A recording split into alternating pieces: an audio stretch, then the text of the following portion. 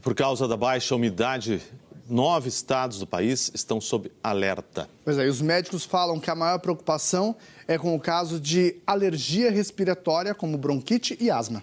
Por isso a gente reforça, é preciso tomar cuidado, beber bastante água, pode ajudar a aliviar os sintomas.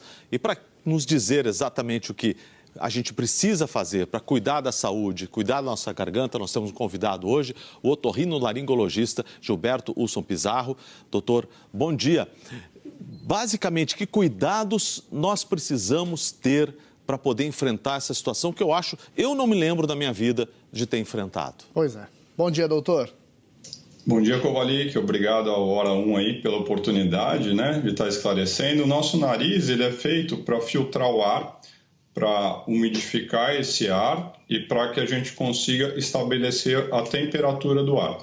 À medida que a gente está nessa situação única aí, que a gente não está vendo muito frequente isso acontecer, nós estamos expostos, além da baixa umidade, agora à fuligem, que é essa poluição causada pelas queimadas, que estão muito próximos dos centros urbanos, atingindo muita gente.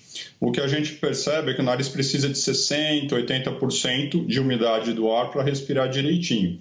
E com essa baixa, as pessoas começam a ter sintomas. A gente vê lá no País Paulista o pessoal com tosse demais, rinite, sinusite, as infecções respiratórias altas. Isso expõe também o organismo para absorção pulmonar e de outros órgãos das micropartículas, que são aquelas partículas pequenininhas que solta e que ela pode chegar no pulmão. Ela chegando no pulmão com menos de 2,5 micras, ela começa a entrar no nosso corpo e hoje a gente sabe que as doenças que essas micropartículas causam são tão importantes como quem fuma, o fumante, e também em relação a quem tem uma dieta errada, uma alimentação errada. Então, é tão perigosa quanto essas duas situações. Isso a Organização Mundial de Saúde considera esse perigo todo para esse tipo de situação de poluição que a gente está vivendo, E essa fuligem, ela está muito ruim,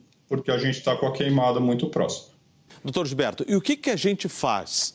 Usa spray nasal? Usar máscara, a gente viu agora na capa do Popular as pessoas usando máscara lá no interior de Goiás. O que a gente faz, doutor?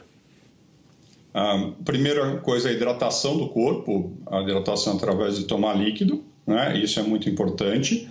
Outra coisa, umidificar os ambientes, isso é outra coisa. O uso da máscara, a gente achou que depois do Covid ia ser mais frequente, hoje em dia as pessoas não estão usando, mas quando você tem micropartículas, aquela máscara que trava essa micropartícula, tipo aquelas N95 que eu usava, ela também ajuda bastante para proteger tanto a via aérea superior quanto a inferior, E a gente tem algumas medicações que ajudam no sentido da gente deixar o nariz úmido, não precisando, tipo, soro lavar toda hora o nariz. Doutor, bom dia, Marcelo Pereira aqui. Quero aproveitar para perguntar, as pessoas em casa costumam muito reclamar também da fuligem que está lotando as casas, essa fumaça está invadindo. Umidificador, uma toalha molhada, um balde ali no canto da sala, do quarto, isso ajuda a melhorar também a condição nesse momento?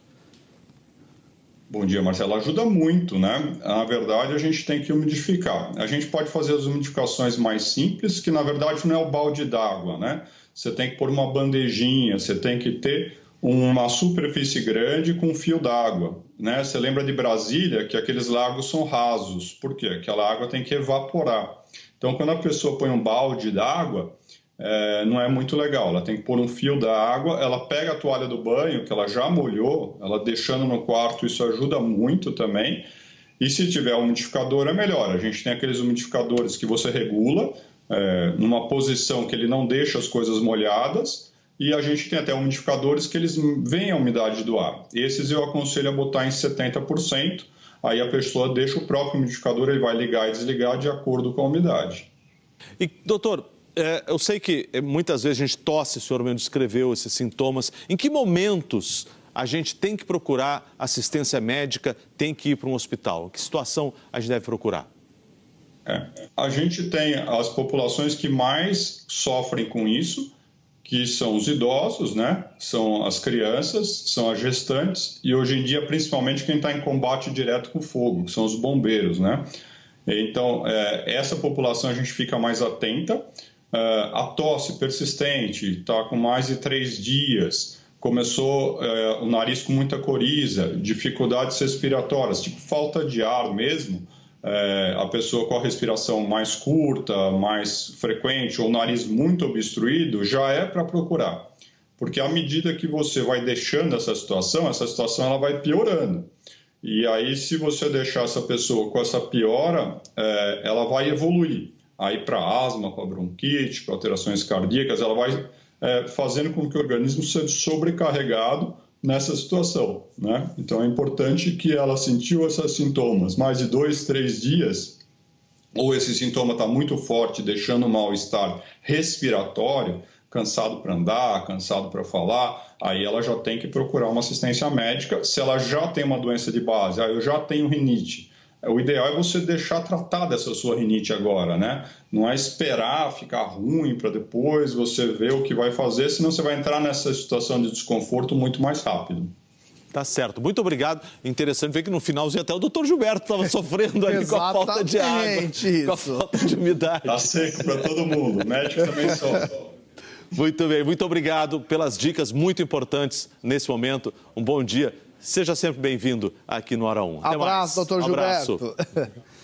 É isso, né, Marcelo? Calor, ar seco, risco muito alto de novos incêndios. Exatamente. E que curioso isso que o doutor falou agora, né? Sobre não ser o balde ou a bacia. Legal, né? Fazer um filetinho, uma bandejinha rasa. Uma bandeja é melhor. Muito legal essa dica. Olha, pois é. Bom, gente, então, já está aí a dica que o doutor Gilberto deu, até porque as altas temperaturas vão continuar, a baixa umidade do ar permanece e, claro, esses são 2 fatores